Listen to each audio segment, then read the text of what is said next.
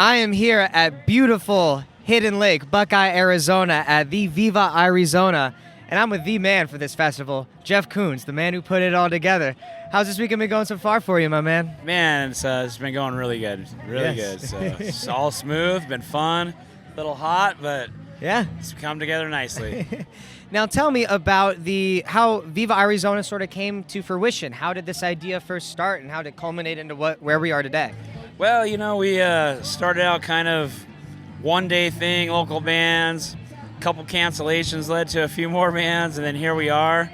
They say I didn't really have a vision of all this happening. I had about 5 months to really get this dialed in, and I took a vision of every festival I kind of been to, and just what can we get done in this short amount of time.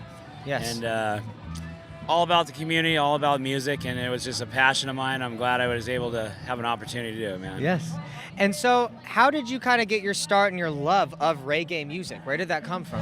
That's Steel Pulse and Burning Spear, 1986. I turned 50 tomorrow, or that's tomorrow, next week. Okay. So I'm an old man, but it started out, I went to Bumper Shoot up in Seattle, Washington. It's a big old festival that has hundreds and hundreds of band, food, arts, and I happened to stumble into the Burning Spear and Steel Pulse, and it just sync lined right then, just kind of dialed it in. And that was your really first introduction to reggae? It was, and then Bob Marley came around, and then a couple years later I moved to Hawaii, and I saw Jimmy Cliff, and just got into that whole island vibe, and Brother Walter was a big influence in me too, from out in Hawaii. So just kind of resonated from there.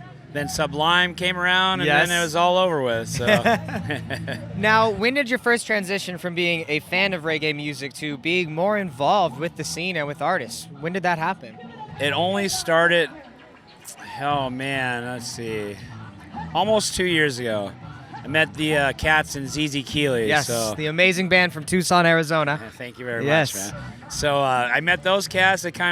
We sat down and talked, and me and Zach kind of just connected, and his words were powerful. He's like, we just kind of, hey, I don't know anything about management. I don't know anything about, I've been in management on the corporate side for a long time, but never a band. And it just kind of fruition from there, and then from there and getting the last year and a half, 2 years, we've just been playing a lot and connecting with a lot of people, and I just said, let's do it. And I just so got to spend more time with my family, and this kind of felt good. And I don't know, it just kind of happened overnight, kind of a thing. So. And so from where it started now, it's this big event. What has been your favorite part of this weekend so far? Oh, the smiling people. Yes. The vibes, the energy, how it just feels right, you know? You see everybody dancing, having fun. There's not a bad vibe in this building. Yes. And it just feels a community. So it's that's been the best part about it. Yes. Of course, the artists, of course, everybody here, you. Our host, couldn't have been done without Hidden Lake here. So Luke and Jen, thank you very much there. So, yeah. And so I'll say, out of all the festivals I've been to, because this is Sunday, we've been at it since Friday afternoon, every single person here, fan, artist, it really is one of the most friendly environments I've ever been to, just in general. And you really gathered a great group of people. What was your process of how you connected and built relationships with the bands and artists? And then how did you build a relationship and get the fans out? Because this is one of the first festivals coming out of the pandemic. So what was that process like? Man, it's just like I said, touring with ZZ Keeley, we've got a lot of family out there that I've just connected with a lot of bands, a lot of people. It's a funny story. Rise Roots were on tour quite a few years ago, and out of the blue, Kareem hit me up, and he's like, "Yo, Jeff, I know you don't know me, but we connect on Facebook. Yeah. Our van's having difficulty. Do you know any hotels or anything we could stay the night at, blah, blah, blah." And is this in Tucson? This is in Tucson. Okay. And I said, you don't need a hotel, man. Yeah. Bring your band over here. You can stay with me. Because they're one of my favorite bands. And I just come over, crash with us.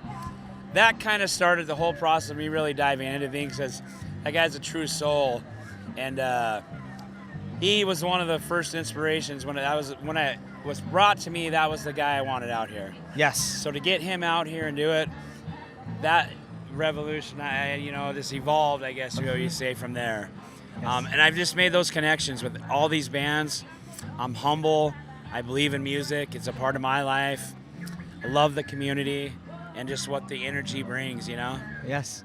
And so you started managing and working with ZC Keeley a year and a half, 2 years ago. And so it was, a year in when COVID really hit. Yes. Was there a way you had to change your management style and how you went about promoting the band, reggae music in general, once COVID hit and really having to focus on the virtual side of things?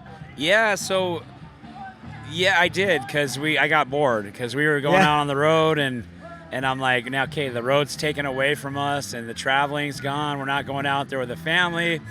So it was kind of a different, weird transitioning there, because I didn't even know what to do. Yes. And the virtual world, I wasn't sure what was going on, and me and Zach talked about it. We went at that for a little bit virtually, and then these guys just wanted to get out there and play wherever they could. So whatever little tiny bar, and everybody has their own differences. If COVID is this or that, we just believe we got to keep the music alive. And my whole style changed from that, because I really started connecting with people on the phone and on the computer because I had more time, and it just built from there. Yes. So I don't know, something like that. Yeah. And so I hear that already we're thinking about Viva Iriezona will be a recurring event. Yes, absolutely, man. We got plans for another one, and being that this is the first festival that we've really done, we have a big vision. I've been taking notes all weekend, and we've already got a lot of people jumped on board. Some more sponsors came to us over the weekend too, and it's gonna be happening. Yeah. They're getting power out here at Hidden Lakes, so it's gonna be like water, power, more amenities. So yes, we'll definitely expand, and from what we learned this year, we're gonna make it better next year. Yeah. Always, we're gonna keep those local bands in thought process of this whole thing.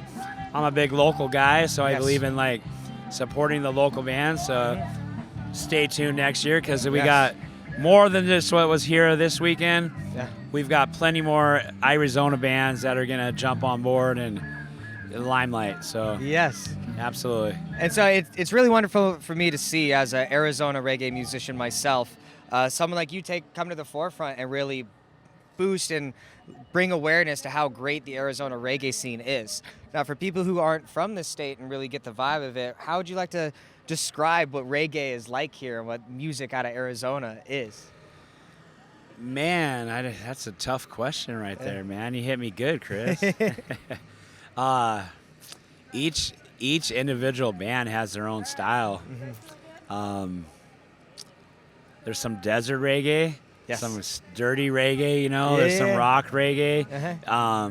Getting to know a lot of people. Some people come from different backgrounds, and being the desert, those influence, I think they take it and grasp onto the reggae, but they take the punk or the rock or all that they used to listen to or still listen to, they kind of combine it into one. Mm-hmm. So it's like a culture, it's like a mix of everything, because you have Latino and the culture here is very influenced in the reggae. Yes.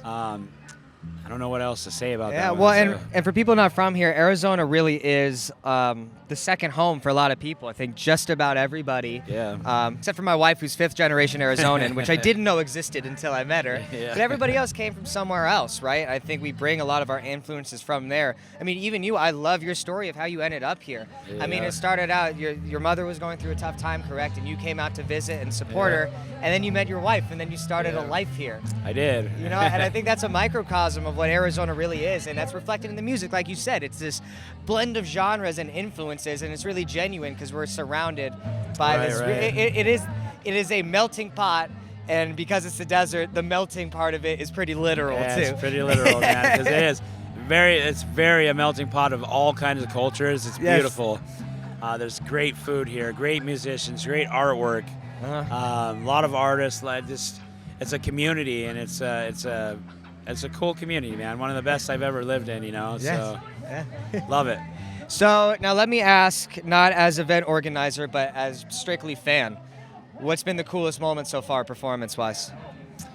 Oh man, he's gonna put me on the spot. But It doesn't have to be. Or most surprising. Most surprising. Because, like, I know you're a genuine fan of everybody. You don't have to say if you don't want to. No, man.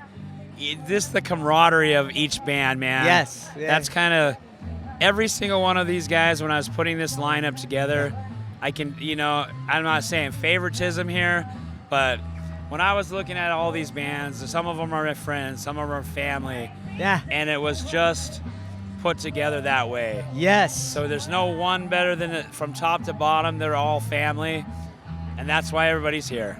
Yeah. So the moments, there's been many moments. Mike Love blew me away last night. Oh, yeah.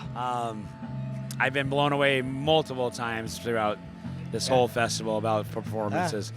Undisclosed, just recently, right before these guys, Rylan Out, who's on, Tucson, Arizona, but right before that, Undisclosed, man, they blew me away. So there's, even though you've seen them, you hear them, you know them, there's those little magical moments when you hear something, see something, flying birds coming over as they're saying a certain lyric, just that magical moments, they kind of hit me too. So, there's many moments. Yeah. And it really does seem, as much as it is a festival, it's almost like it's just a get-together.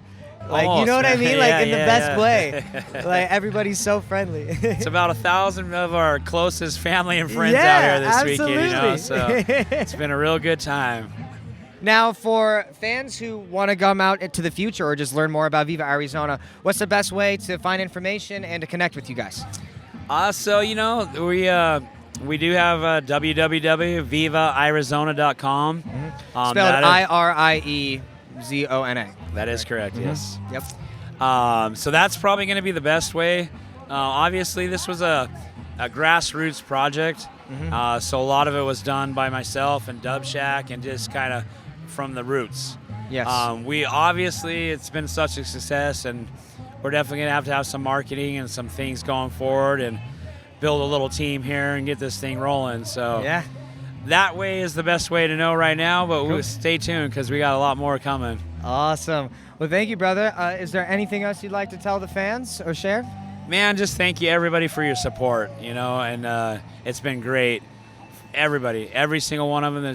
I could never in a million years say every name, every person that has helped out this weekend, but dear to my heart, I appreciate it, every single one of you, and bless up, man. Awesome.